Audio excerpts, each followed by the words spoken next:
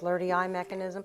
See, a lot of people don't like that. If a doll gets like a little bit too real, they all of a sudden are taken aback and they don't want anything to do with it. To me, I say the spookier real they are, kind of the more I like them. I get kind of attracted to the bizarre and unusual.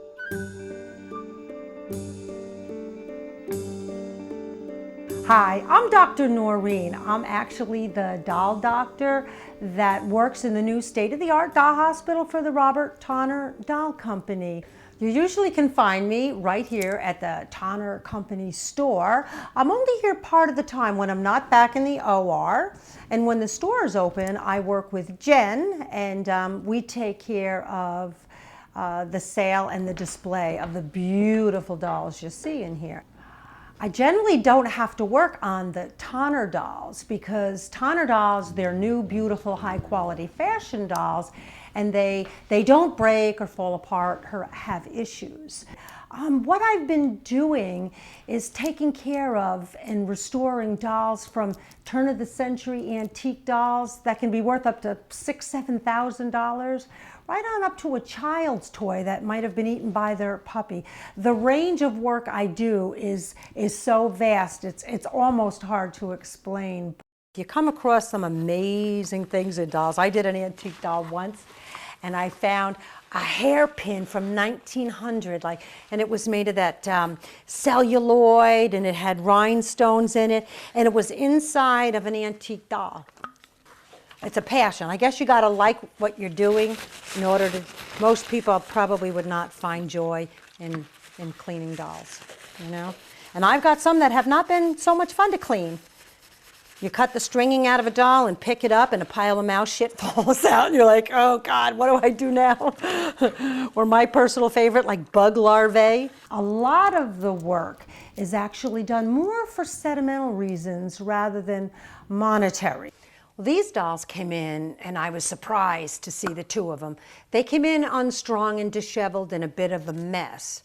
But the story behind them was amazing. First of all, these two dolls are what you call AM390s. They actually are probably one of the most common antique dolls that come out of Germany.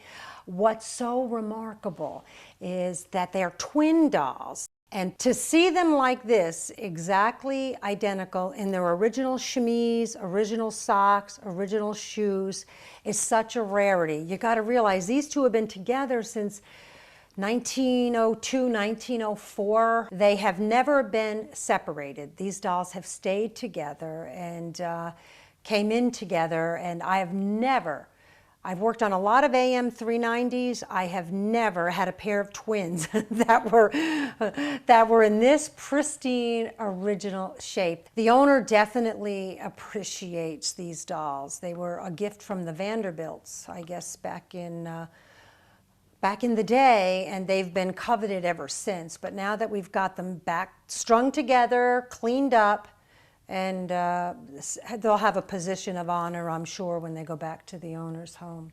For doll surgery, it's really a lot like OR surgery. You have to have your hemostats, you have to have empty syringes, you have to have things you'd probably find in an OR.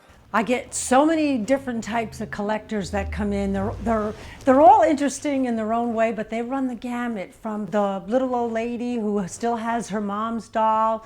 It's funny when you see a big burly guy get off of a motorcycle and come in with a fashion doll in his hand and ask if I can reattach the head. This woman, she adores and loves this doll so much, and when I first looked at it, I thought, oh my God, that's the ugliest, crankiest doll I ever saw. She'd make an advertisement for birth control. This is not the kind of doll that I want to have.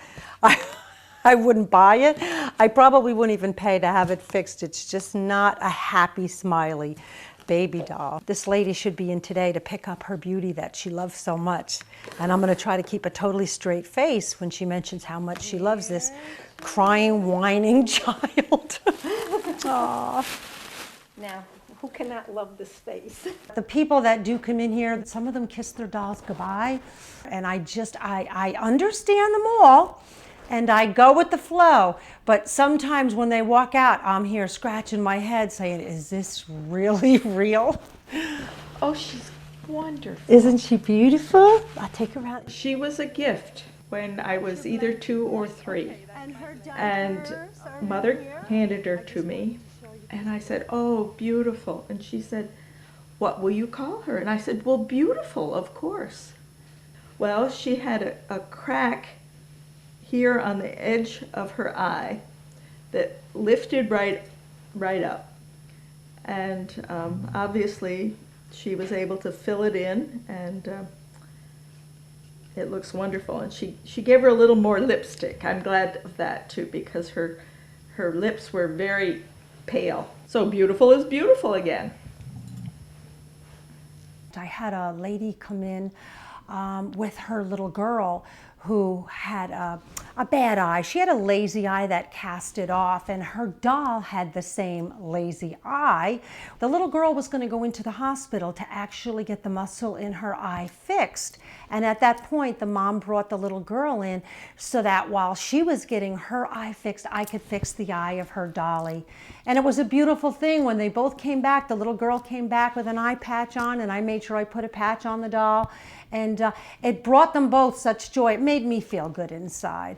Some stories, not so good. I had another lady come in who did not look all that well and wanted to be buried with her doll. So wanted her doll repaired right away and spruced up so that when the time came that they could be put in the coffin together. And I got that one done right away. Before I got into my life as a doll doctor, I was actually very much into physical fitness. And when I started at Gold's Gym, they needed a boxing instructor, gave me a little bit of training, and that's what I did for about 7 years. I still do it now only because of the level of fitness. It keeps you, I know most people look at a woman my age and they're thinking, boxing, are you crazy? I'll tell you the truth, you really feel good. If you can hit a bag, it gets out all your anger and frustrations. You don't take it out on dolls, but you can take it out on the bag. It works really well. So these are the things you don't count on. The pain in the ass ones that aren't going to go smooth and easy like I expect. It's like, oh, wouldn't you know it? Every one. It has its challenges. I've been faced with some things that I just weren't familiar with, like a ventriloquist dummy. Belonged to a woman's brother when he was a small child. She wanted it restored to give him as a gift, as a surprise. This thing was in so many pieces. And when you look at the mechanisms and the springs and the strings, and I got a jaw here and a stick here and a body here, I don't have a lot of patience when I get stuck, so I would sit here till it was dark, almost in tears, until I figured it out. Luckily, so far, have not broken a doll, have not lost a patient yet. My biggest fear is that someday that could happen. Being a doll doctor has brought a lot of different emotion to me personally. The look on people's faces when they come in with a doll that belonged to their grandmother or great-grandmother, and it's in pieces and mice have gotten into it. Once it's restored and they come in and see the doll, that's what makes it all worthwhile. You know, they get very emotional. These dolls don't represent little humans to these people. They represent that moment in time when they felt safe and secure and loved. They're like little vessels that kind of carry the love from one generation to the other. And if I can do one thing to make it easy for that love to be passed down through the family, that's my reward.